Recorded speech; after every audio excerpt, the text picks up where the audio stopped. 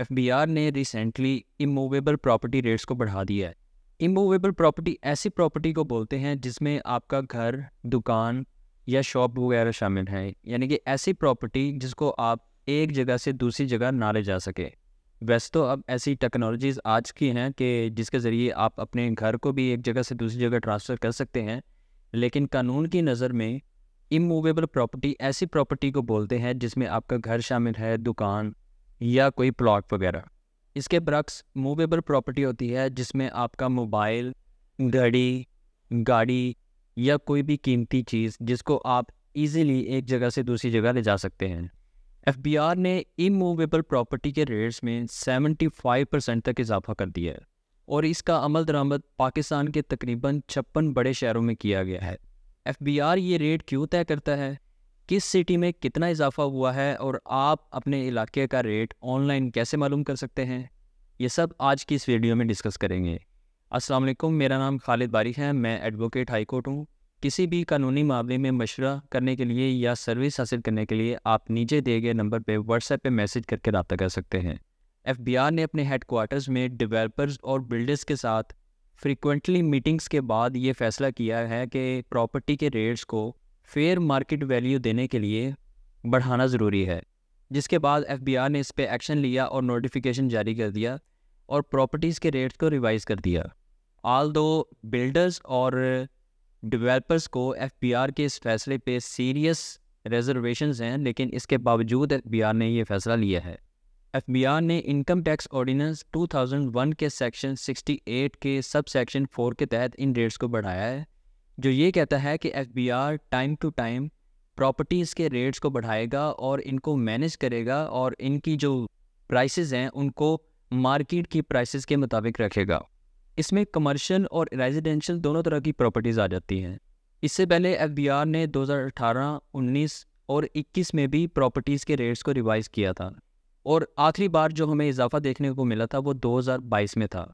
इस बार 2 साल बाद इजाफा देखने को मिला है। उसकी वजह ये भी है कि प्रॉपर्टीज़ के हालात आजकल आपको पता है कि डाउन जा रहे हैं, रेट्स इतने इंक्रीज़ नहीं हुए और कई सोसाइटीज़ के तो रिवर्स हुए हैं। तो इस चीज़ को देखते हुए पिछले साल एफबीआर ने रेट्स को नहीं बढ़ाया था, इस बार बढ़ाया है। तो एफबीआर ने फेयर मार्केट वैल्यू के मुताबिक करने के लिए इसमें काफ़ी ज़्यादा इजाफा कर दिया है। हालांकि प्रॉपर्टीज़ के रेट्स तो अभी इतने बड़े भी नहीं हैं और कई प्रॉपर्टीज़ के रेट्स तो सेम हैं। इसीलिए जो डेवलपर्स और बिल्डर्स हैं उन्होंने अपनी तशवीश का इज़हार किया है। उन्होंने कहा है कि एफबीआर के इस फैसले की वजह से प्रॉपर्टीज़ का जो लेन देन है वो कम हो जाएगा। लेकिन मेरी जो पर्सनल राय है वो ये है कि प्रॉपर्टी जिसने लेनी है वो तो लेता है और जिसने बेचनी है वो भी बेचता है, वो रुकते यहीं हैं। वक्ती तौर पे इस पर थोड़ी सी कमी आएगी, लेकिन चूँकि अभी स्टेट बैंक ऑफ पाकिस्तान ने शरह सूद में कमी की है जिसकी वजह से लोग बैंकों से पैसा निकाल के प्रॉपर्टीज़ में इन्वेस्ट करेंगे, इसलिए प्रॉपर्टीज़ में तेज़ी आएगी। जैसे कि मैंने बताया कि इस तब्दीली में तकरीबन 75% तक इंक्रीज़ किया है एफबीआर में और इसमें एक नई चीज़ ये भी आई है कि इसमें कमर्शियल, इंडस्ट्रियल और रेजिडेंशियल प्रॉपर्टीज़ को सेपरेट डील किया है। एफबीआर ने 56 बड़े शहरों में प्रॉपर्टीज़ के रेट्स को इंक्रीज़ किया है, जिसमें एबटाबाद, अटक, बहावलपुर, चकवाल, डेरा इस्माइल खान, डेरा गाजी खान, फैसलाबाद, घोटकी, गुजरांवाला, गुजरात, गवादर, हाफजाबाद, हरीपुर, हैदराबाद, इस्लामाबाद, जंग, जहलुम, कराची, कसूर, खुशाब, लाहौर, लाड़काना, लाजवेला, लोधरा, मंडी बहाउद्दीन, मानसेरा, मर्दान, मीरपुर ख़ास, मुल्तान, ननकाना, नारोवाल, पेशावर, कोयटा, रहीम यार खान, रावलपिंडी, साहिवाल, सरगोदा, शेखुपुरा, सियालकोट, सक्कर और टोबोटेक सिंह वगैरह शामिल हैं। कुछ लोग पूछते हैं कि एफबीआर इन रेट्स को क्यों तय करता है। हालांकि ये तो इख्तियार बेचने वाले का या लेने वाले का है। वो तय करते हैं कि किस प्राइस पे सेलर ने सेल करनी है या किस प्राइस पे परचेज़ करने वाले ने परचेज़ करनी है, लेकिन एफबीआर इसको क्यों तय करता है। हालांकि जब भी कोई प्रॉपर्टी ख़रीदता है या बेचता है वो एफबीआर के रेट के मुताबिक नहीं खरीदता, तो फिर एफबीआर इसमें रेट क्यों तय करता है, इसका अमल दरामद कहाँ पे होता है और इसकी रीज़न्स क्या है।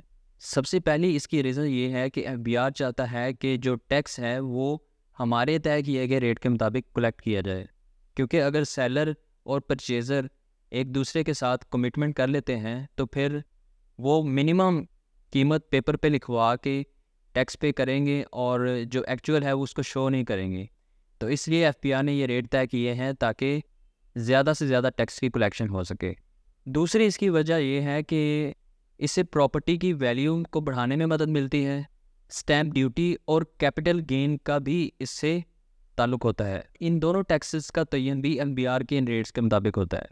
नंबर 3 इसकी रीज़न ये है कि ट्रांसपेरेंसी और अकाउंटेबिलिटी को प्रमोट करना, ताकि इसमें फ्रॉड कम से कम हो और टैक्स पे करते हुए लोग अपनी मर्ज़ी का रेट ना लगाएं। नंबर 4 वही section 68 of income tax ordinance, वो एम्पावर करता है एफबीआर को कि एफबीआर इन रेट्स का तयन करे। तो ये एफबीआर की ड्यूटी है। इन नए रेट्स का अमल दरामद कब से होगा? एफबीआर ने ये जो नए रेट्स मुतारिफ करवाए हैं, इनका अमल दरामद 1 नवंबर से शुरू हो चुका है। अब जो भी रजिस्ट्री हो रही है, सेल परचेज़ हो रही है, वो नए रेट्स के मुताबिक होगी। ये तो हो गए प्रॉपर्टीज़ के रेट्स। अब देखते हैं कि फाइलर, नॉन फाइलर और लेट फाइलर को कितना टैक्स लगेगा। अगर बात करें परचेज़ की और प्रॉपर्टी 5 करोड़ से नीचे हो तो फाइलर को 3% टैक्स लगेगा। 5 करोड़ से 10 करोड़ की मालियत की प्रॉपर्टी पे 3.5% टैक्स, जबकि 10 करोड़ से ऊपर जितने की भी प्रॉपर्टी होगी उस पर 4% टैक्स लगेगा।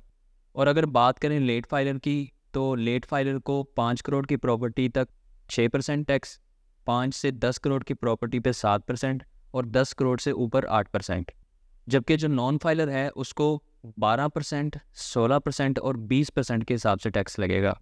इसी तरह अगर हम प्रॉपर्टी को सेल करने की बात करें तो उसमें अगर 5 करोड़ तक प्रॉपर्टी है तो फाइलर को 3% टैक्स लगेगा और 5 करोड़ से 10 करोड़ की प्रॉपर्टी पे 4% और 10 करोड़ से ऊपर 5%, जबकि लेट फाइलर को 6%, 7% और 8%, जबकि नॉन फाइलर को जितने की भी प्रॉपर्टी हो, चाहे वो 1 करोड़ की हो, 2 की हो, 10 की हो या इससे ऊपर, उसको फिक्स्ड 10% टैक्स लगेगा। इसके साथ साथ कैपिटल गेन टैक्स भी देख लेते हैं कि वो कितने परसेंट लगेगा फाइलर और नॉन फाइलर को। फाइलर पर्सन को 15% फ्लैट रेट लगेगा, जबकि नॉन फाइलर को डिफरेंट टैक्स स्लैब्स में लगेगा जो कि 15 से स्टार्ट होंगी और जैसे जैसे प्रॉपर्टी का रेट बढ़ेगा वैसे वैसे टैक्स में भी इजाफा होगा। अपने इलाके का रेट आप ऑनलाइन कैसे देख सकते हैं, इसके लिए मैं आपको मोबाइल स्क्रीन पे ले जाके समझाता हूँ। बहुत ईजी प्रोसेस है। आपने अपने मोबाइल ब्राउजिंग में एफबीआर की वेबसाइट पे आ जाना है, जिसका एड्रेस आपको नीचे मेंशन लिखा नज़र आ रहा है fbr.gov.pk। इसको ओपन करके आपने नीचे आ जाना है।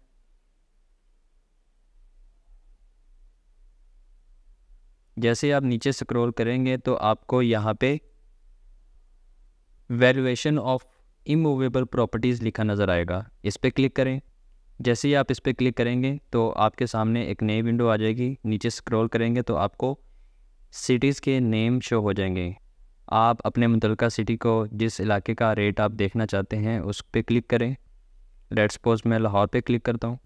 अब जैसा कि आप ऊपर देख सकते हैं कि SRO नंबर दिया गया है, जो कि SRO का नंबर जिस डेट को ये रेट इम्प्लीमेंट हुआ था उसका रेफरेंस नंबर है। नीचे SRO की डेट है, जो कि फर्स्ट डिजिट जो है वो मंथ को ज़ाहिर करता है अक्टूबर, और नेक्स्ट डेट है 29 और नेक्स्ट ईयर है, यानी कि 29 अक्टूबर 2024 को ये SRO जारी हुआ था और इसकी जो इम्प्लीमेंटेशन है वो 1 नवंबर से हुई थी। इसको डाउनलोड करने के लिए मैं डाउनलोड के बटन पे प्रेस करूँगा। जैसे मैंने डाउनलोड पे क्लिक किया तो ये एक फ़ाइल मेरे पास डाउनलोड होगी। इसमें हर इलाके का रेट मेंशन है। रेट को पढ़ने के लिए मैं आपको समझा देता हूँ। जैसे कि सीरियल नंबर 1 में आप देख सकते हैं कि पहले नंबर पे टाउन लिखा है अलामा इकबाल टाउन, और एरिया है अब्दालियन कूब सोसाइटी, और इसमें 2 कैटेगरीज़ हैं, रेजिडेंशियल एंड कमर्शियल। आप ऊपर देख सकते हैं रेजिडेंशियल में भी 2 सब कैटेगरीज़ हैं और कमर्शियल में भी। जो पहली कैटेगरी है वो प्लॉट की है और दूसरी जो सुपर स्ट्रक्चर है, यानी कि घर बना हुआ है।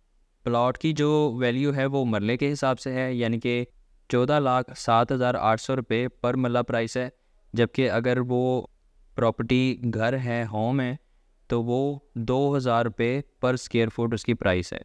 और इसी तरह अगर हम कमर्शियल को देखें जिसमें शॉप वगैरह आ जाती हैं, उसमें अगर शॉप बनी नहीं हुई, प्लॉट है खाली, तो उसकी वैल्यू 33,23,520 रुपये पर मरला होगी, जबकि अगर वो शॉप बनी हुई है तो वो 2,500 रुपये पर स्क्वायर फुट के हिसाब से उसका रेट है।